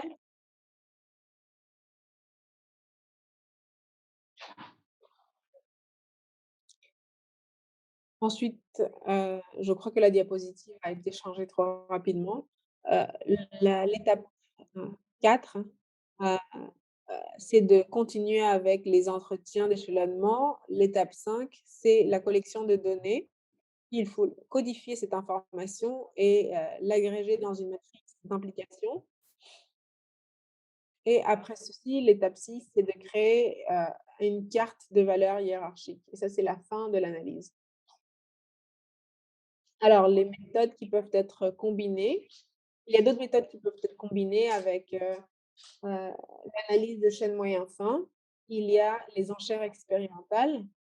Donc par exemple, on demande aux agriculteurs de faire des enchères, hein, de participer à des enchères pour, différents matériels de semences et c'est comme ça qu'on peut, comprendre, quelles sont les variétés préférées, pourquoi les gens les préfèrent, pourquoi ils, font certains, paris sur certaines semences plutôt que d'autres. Une autre méthode qu'on peut utiliser, c'est les entretiens et les enquêtes. Par rapport au genre, les données peuvent être désagrégées pour le genre, ou peuvent être désagrégées par le genre ou par d'autres groupes sociaux pour mieux comprendre si les hommes et les femmes évaluent et valorisent certains biens ou certains services de façon différente. Par rapport à la sensibilité au genre, nous avons un niveau 1 de sensibilité au genre, qui veut dire que, le genre est important, mais pas extrêmement important. Alors, quelles sont les limites de l'analyse de chaîne méthode fin? Ces limitations ou ces limites sont assez proches, de celles d'autres, enquêtes ou entretiens. On peut, elles ont tendance on peut avoir un biais, elles peuvent être plus biaisées. On peut avoir des on peut avoir le contraste entre les réponses idéales versus les réponses réelles. Quels sont les principaux avantages de l'analyse, de chaîne moyen fin? Elle permet aux personnes de sélectionner et de verbaliser les, construits qui sont, vraiment pertinent pour eux de façon personnelle, plutôt que de sélectionner ou de, faire un ranking avec une catégorie prédéfinie. Et ce qui est aussi important de cette méthode, c'est qu'elle transforme les données, qualitatives en données quantitatives. Donc ici, je vous laisse mon information de contact et je suis là pour des questions. Merci Fleur. Tu peux laisser ta caméra allumée. Est-ce que tu as eu la possibilité de regarder les questions dans la boîte questions-réponses? Oui, je les regarde maintenant. Alors tout d'abord, que veut dire Minzen, moyen fin? Ça, c'est la première question. Alors comment je peux l'expliquer? Lorsque les personnes, achètent des produits ou des services, ils ne le font pas simplement comme un achat simple. C'est parce qu'ils vont obtenir des bénéfices, à travers un produit ou parce qu'ils vont, heu, donc chaque produit qu'on achète est un moyen pour une fin. Donc je ne sais pas si ça fait du sens, ma façon de l'expliquer. Oui, parfait. Oui, c'est les moyens pour, répondre à une fin. Oui et ça, c'est ce qu'on fait avec, les, échelonnements. Donc par exemple, il y a des gens qui disent: «Je préfère les variétés traditionnelles». Alors on leur demande: «Pourquoi tu préfères les variétés traditionnelles?» Peut-être parce que leur durée de vie est plus longue, peut-être parce que, ils ont investi dans des semences et donc peut-être ils ont d'autres besoins dans le foyer. Donc tu crées une échelle pour, qui va te mener des moyens vers la fin et qui va te permettre de découvrir qu'est-ce qui est vraiment important pour cet agriculteur. Alors, autre question, pour la partie analyse de chaîne, est-ce que j'ai raison de penser que chaque acteur et chaque, node ou fonction, heu, obtient un moyen je crois que ça, c'est en fait lié à la première question. OK.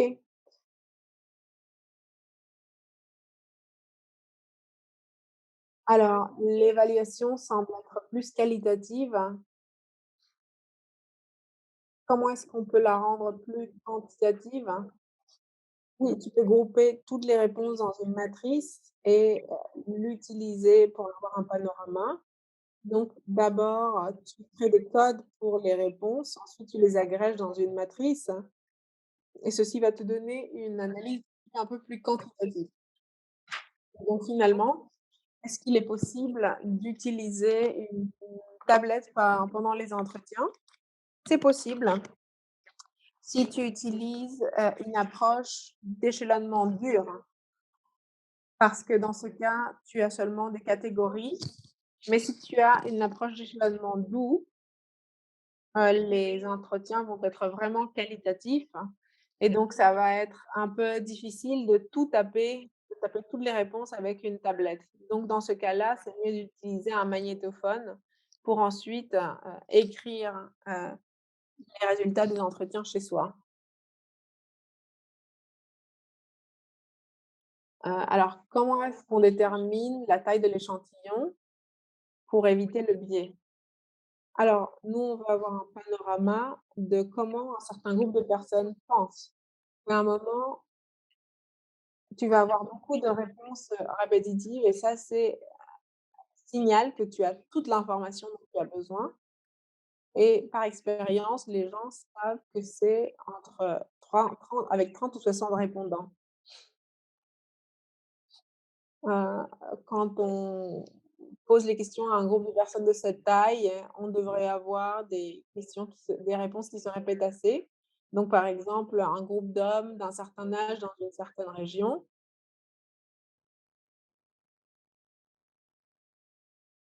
Donc tu te rends compte quand tu as assez de répondants, tu te rends compte si la taille de ton échantillon est appropriée lorsque tu commences à avoir des réponses très similaires. Alors quelle est la différence entre l'échelonnement doux et l'échelonnement fort?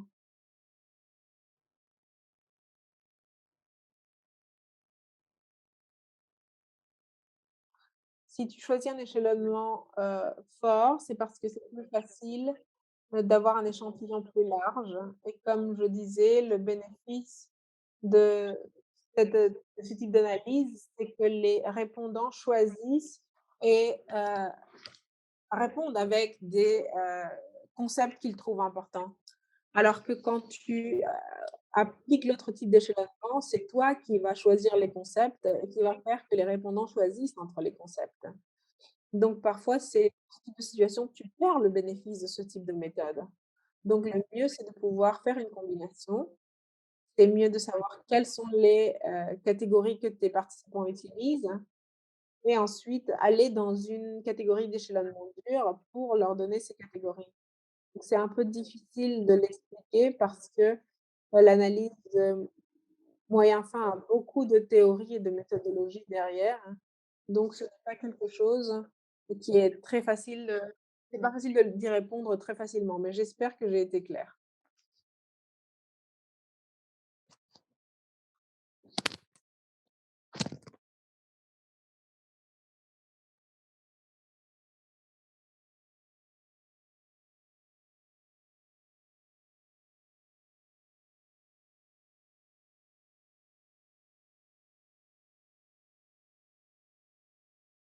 Alors comment est-ce que ceci se compare, au mapping perceptuel dans le marketing? Je suis désolée, je ne connais pas cette théorie et après j'ai une autre question sur les, limitations indiquées dans le biais. Est-ce que c'est pour un des interviewés ou pour le répondant? Alors par rapport au biais de la personne qui interviewe, je crois qu'il faut je crois qu'il faut, être sensible avec ceci. Si on mentionne par exemple combien d'une ONG qui distribue une certaine variété et après tu demandes, «Qu'est-ce que tu penses de cette variété?»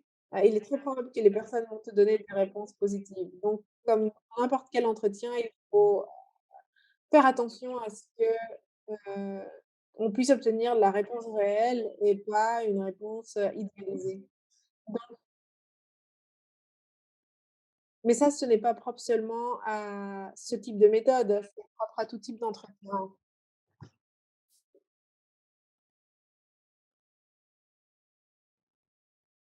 Et si par exemple on fait, un entretien d'une, organisation pour le bien-être des animaux, on dit, «Est-ce que, le bien-être des animaux est important?» de 0 à 5. On va te dire, «C'est très important». Heu Ça, c'est comme d'orienter un peu la réponse. Mais, si par exemple tu demandes, en achetant de la viande, qu'est-ce qui est important? Tu vas te rendre compte que la réponse, avec ces méthodes, hein, ou cette façon un peu moins biaisée d'orienter la question. Alors, nous avons une autre question ici. Est-ce qu'on peut utiliser l'application ODK de notre téléphone pour enregistrer les questions, puis lier, le programme à l'analyse? Est-ce qu'il y a d'autres questions? Je crois que j'ai déjà répondu à cette question. Donc, est-ce qu'il y a d'autres questions? Bonjour, je suis Margaret, j'ai une question. Est-ce que tu peux donner un exemple où est-ce que tu peux donner d'un exemple de comment un agriculteur peut évaluer un produit et ça peut être complètement différent de ce que le chercheur pense? Parce que je crois que ça, c'est une des forces de cette approche. On essaye de comprendre comment l'agriculteur ou comment le client perçoit le produit plutôt que d'avoir une préconception ou une idée préconçue des différents attributs. Oui,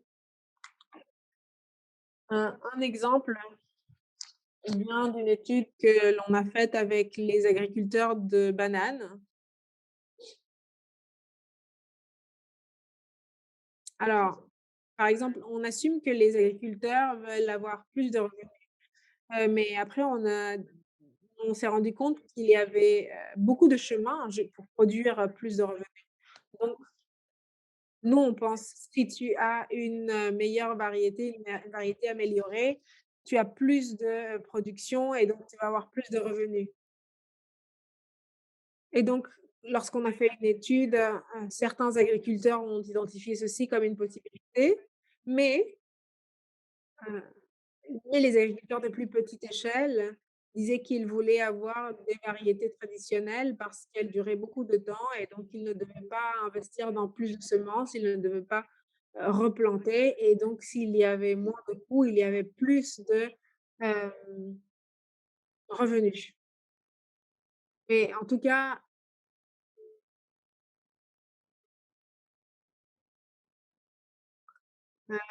donc ça, c'est un exemple où, par exemple, le biais de l'interviewé, de l'interviewant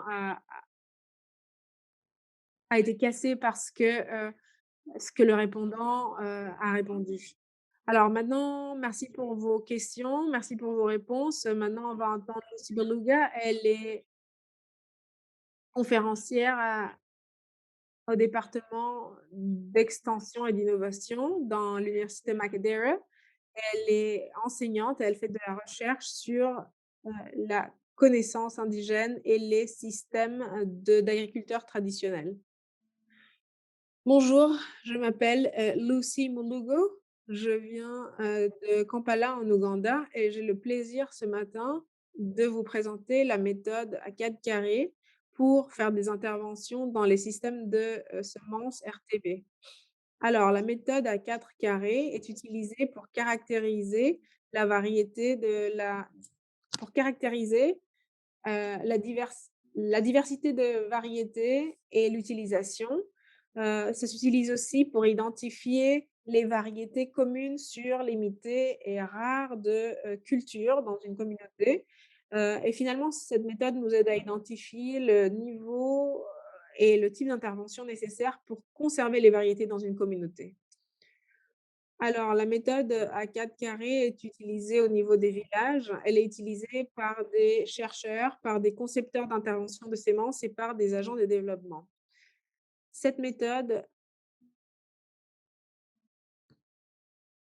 a un produit, c'est un document, sur la variété de la diversité, sur les un document qui, nous informe sur la diversité des variétés, sur quels sont les cultivars communs sur les mités et rares, quels sont les différents usages, les pratiques de gestion, les forces, les faiblesses, hein, et les raisons pour la diversité de variétés selon les différents groupes sociaux. Donc, par exemple, hommes, femmes, riches, pauvres, dans la zone étudiée. Et l'audience, c'est les décideurs politiques, les chercheurs, les organisations d'agriculteurs, les ONG, les extensionnistes, les lobbyistes, aussi bien que les donateurs. La méthode Foursquare ou à 4 carrés requiert un minimum de 8 et un maximum de 10 focus group désagrégés par sexe, hein.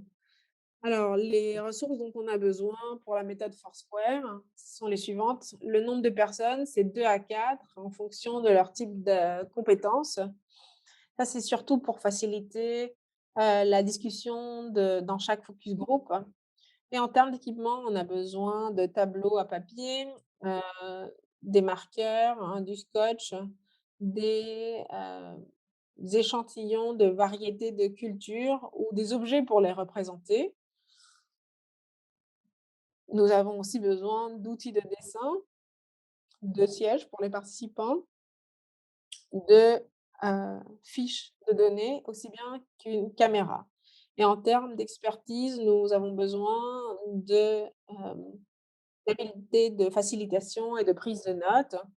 Heu, Nous avons besoin de leaders locaux, d'extensionnistes ou d'autres pour inviter les membres de la communauté. Il faut aussi une équipe de recherche multidisciplinaire, hein, qui inclut des scientifiques sociaux et des spécialistes du genre, aussi bien que des scientifiques biophysiques et d'autres qui peuvent être jugés nécessaires. Alors, la technique 4 carrés est une technique pour identifier les problèmes ou, heu, déterminer la portée d'un problème pour faire du suivi et de l'évaluation. Heu, Cette méthode prend 2 à 4 heures de travail de terrain par séance.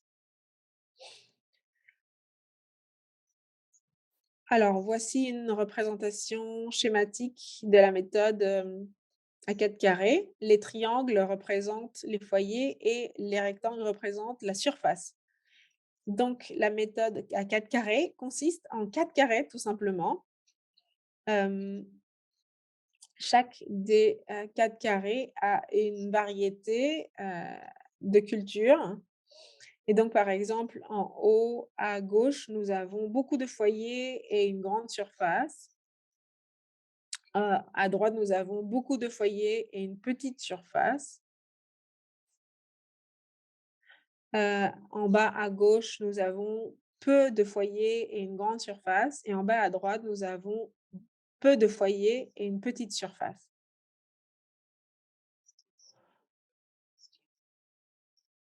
Et finalement, voici les étapes, hein, pour la méthode à 4 carrés. Il faut d'abord identifier et inviter les participants. Ensuite, nous avons, l'étape 2. Les participants créent des listes, hein, des variétés cultivées, y compris, les variétés qui n'existent plus.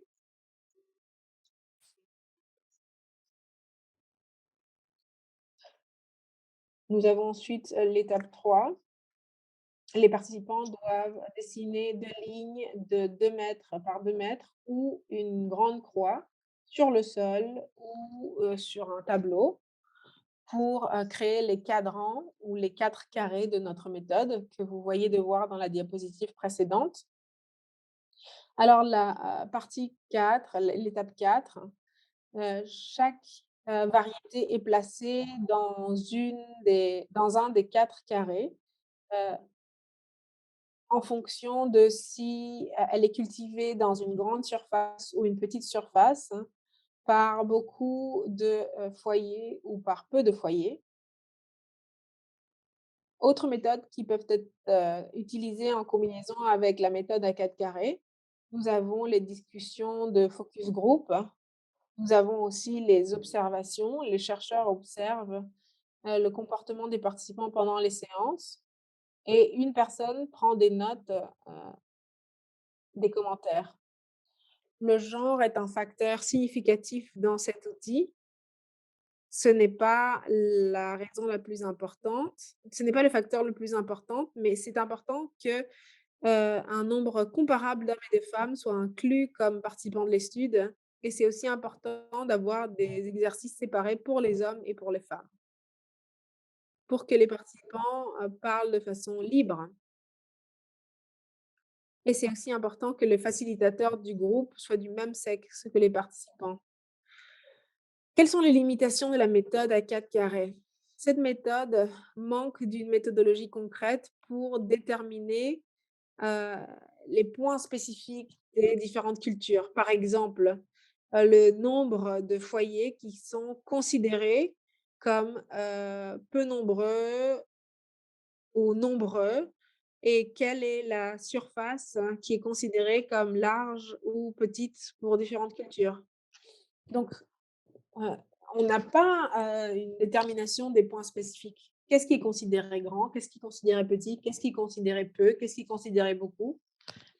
C'est aussi difficile, pour les participants de, penser de façon cohérente et de discuter de façon cohérente, en travaillant avec les 2 axes que l'on a vus. C'est difficile pour les participants de, mener ces activités de façon simultanée et ceci peut créer de la confusion et aussi des réponses incorrectes de la part des participants. Et finalement, cette méthode a besoin d'habileté ou de compétences. Quels sont les principaux avantages de la méthode, à 4 carrés?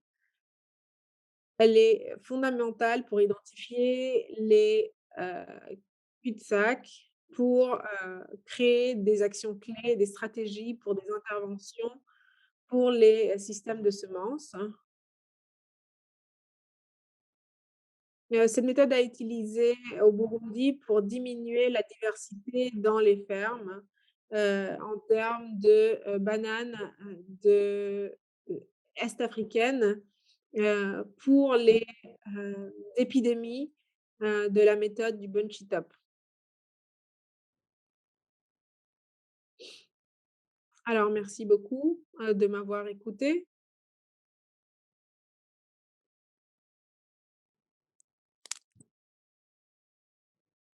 Merci. Merci. Tu as des questions dans les questions-réponses? Je ne sais pas si tu as pu, les voir.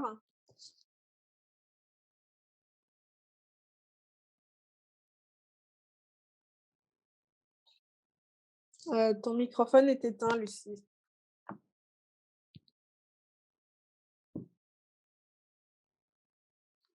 Merci, Jeff.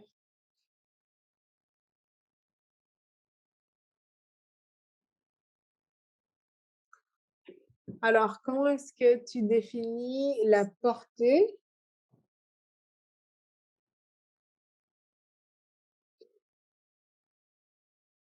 Dans ce contexte, ce n'est pas moi ou les personnes sur le terrain qui, définissent qui est riche ou pauvre.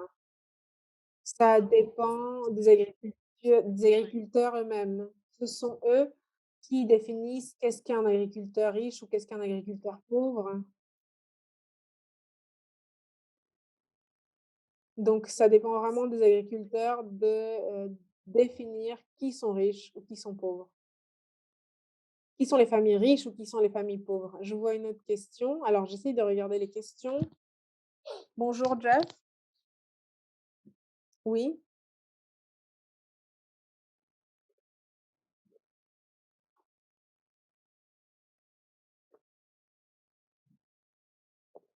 La question de Haman était pour moi?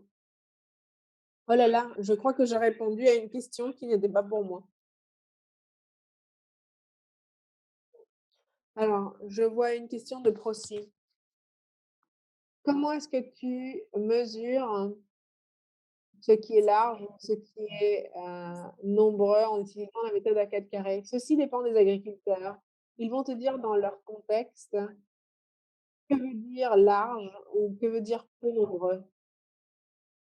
C'est eux qui vont t'expliquer, le sens de surface grande, heu, ou surface petite, hein. Donc ça dépend des agriculteurs en eux-mêmes, hein.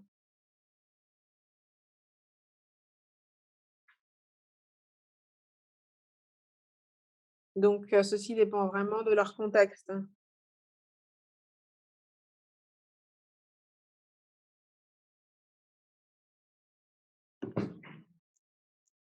Ça dépend des agriculteurs et des familles et ça dépend aussi de la zone.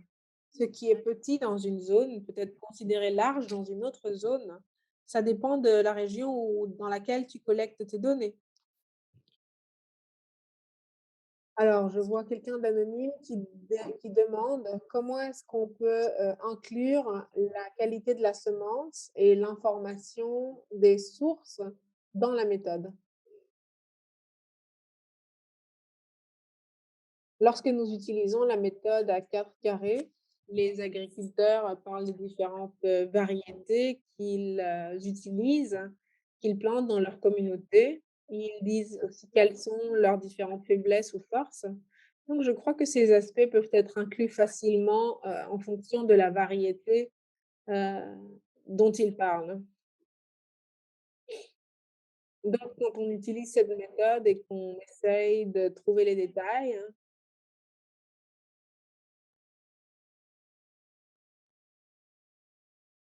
voici les questions qu'on peut, inclure sans problème ou les concepts qu'on peut inclure sans problème. Et finalement, il y a une personne qui veut savoir, comment est-ce qu'on peut gérer les limites, puisqu'elles affectent la qualité, heu, des données collectées. Ça, c'est très vrai aussi. Moi, j'ai inclus le fait qu'il faut des compétences et de l'habileté pour utiliser cette méthode. Parce que quand tu es compétent, tu peux savoir, tu sais comment faciliter, ce type de discussion avec les agriculteurs? pour les aider à ne pas être confus. Donc c'est vraiment l'habileté, c'est vraiment la compétence qui est clé parce que tu es déjà conscient que c'est une difficulté, c'est une chose qui peut avoir lieu, pendant le processus. Donc il faut pouvoir être compétent pour l'idée ou pour, gérer les agriculteurs et qu'ils ne se perdent pas sur le chemin. Alors Apollo Cacharou demande: «Nous sommes habitués à un certain nombre de, clusters sans biais statistique, hein, et de grouper les agriculteurs et les participants de recherche et ceci crée des». Alors quel est l'avantage de la méthode à 4 carrés? Je suis désolée, mais je ne comprends pas la question. Apollo, peut-être peut-être que tu pourrais réécrire ta question et la rendre plus claire, hein, pour que je puisse la comprendre. Alors Prosy veut savoir aussi. Elle a dit qu'elle n'a pas compris comment la méthode à 4 carrés est utilisée pour identifier les, cul-de-sac. Alors si je vous remontre la vidéo, heu, que j'ai montrée avant pour présenter les différents outils, il y a une partie où il montrait le cycle de projet et il y a une partie qui montrait comment la méthode à 4 carrés pouvait être utilisée. Donc il y a une intervention qui a été mentionnée, par exemple, laissez-moi vous donner un exemple. Alors on parlait de la technologie de semences pour les bananes. Alors si on utilise la méthode à 4 carrés, elle peut nous aider à comprendre quel est le problème ici. Quels sont les, cul-de-sac? Et ceci pourrait par exemple, lié aux préférences, comme par exemple quel type de variétés ont été promues vis-à-vis des variétés que les agriculteurs, cultivent déjà ou les variétés que les agriculteurs désirent dans leur communauté. Donc c'est important de savoir quel est le problème avec cette intervention en particulier. C'est aussi important, ou pour comprendre mieux, on peut aussi voir les différents exemples qui ont été donnés et le détail de ces exemples qui peut aider, heu, pour, résoudre ces problèmes et simplifier cette méthode pour vous.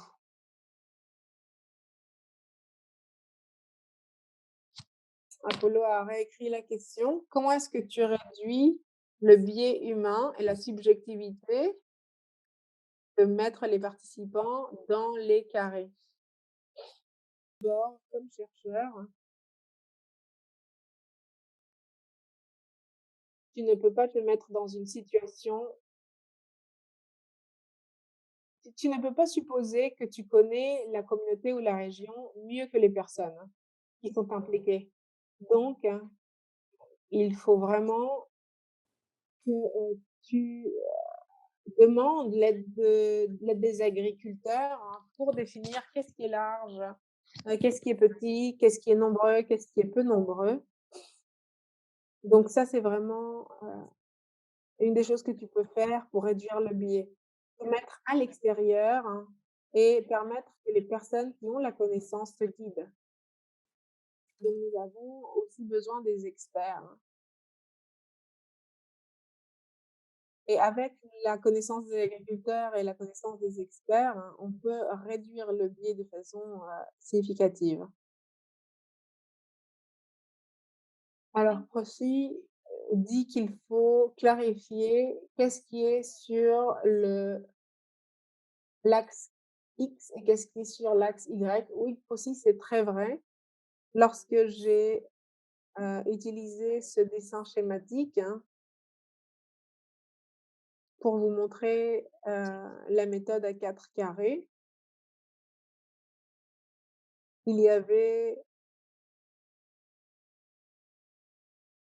je vous ai montré les variétés avec beaucoup d'agriculteurs sur une petite surface, beaucoup d'agriculteurs sur une grande surface, peu d'agriculteurs sur une petite surface, peu d'agriculteurs sur une grande surface. Je crois que lorsque tu vois ce type de schéma, c'est assez clair.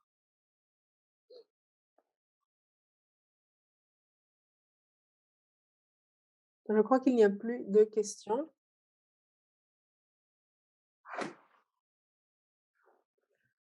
Merci Lucie. Nous sommes proches de la fin.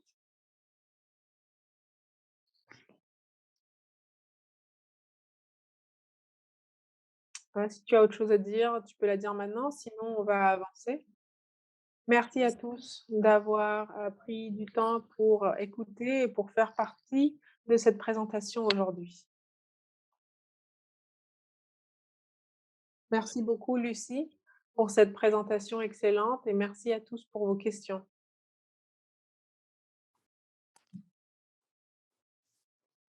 Alors nous sommes à la fin et maintenant nous avons les, commentaires de fermeture. Prochaine diapositive s'il vous plaît. Merci, merci à tous d'avoir passé ce temps avec nous. Ça a été, une première journée vraiment superbe. Nous avons eu environ 160 personnes qui se sont enregistrées, pour cet événement. Ces personnes sont venues, de beaucoup d'organisations. Nous avons eu 129 personnes, de partout dans le monde, des centres CG ou GC, des institutions de recherche nationales, d'universités, des personnes d'extension, des ONG, certains agriculteurs. Ça a été vraiment très encourageant. Prochaine diapositive.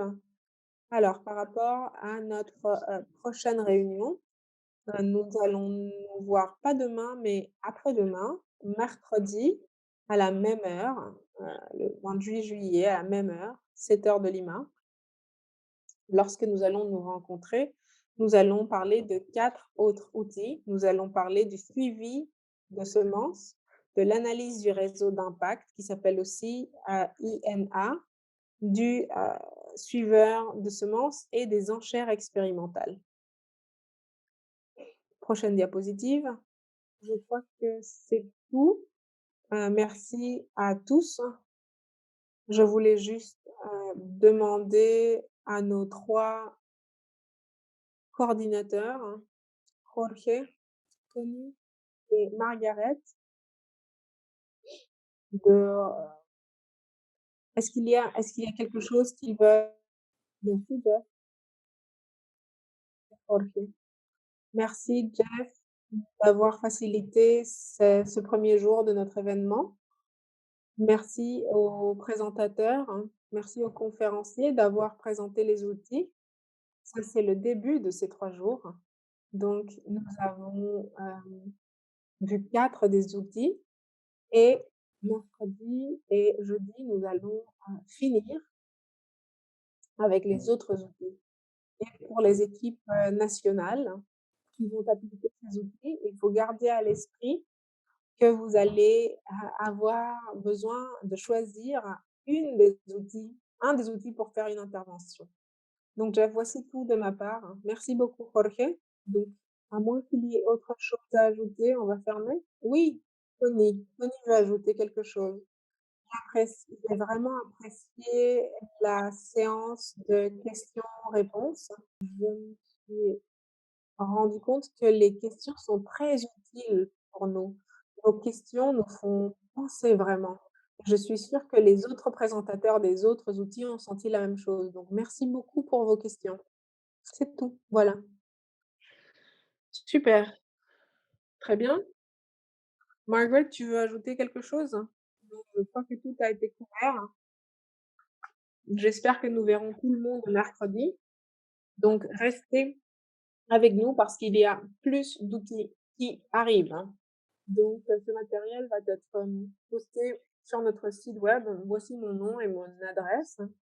Si vous avez des questions ou des commentaires, vous pouvez m'écrire sans problème. Et je vous laisse aussi le site web de notre boîte à outils, aussi bien que le site web pour ce cours. De nouveau, merci beaucoup d'avoir été avec nous et nous nous verrons la prochaine fois.